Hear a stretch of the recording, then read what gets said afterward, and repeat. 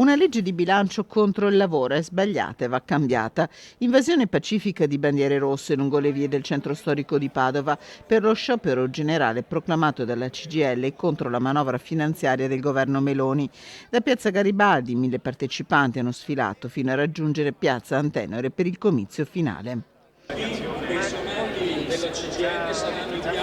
Sul palco la segretaria veneta Tiziana Basso e il segretario generale di Padova Aldo Marturano.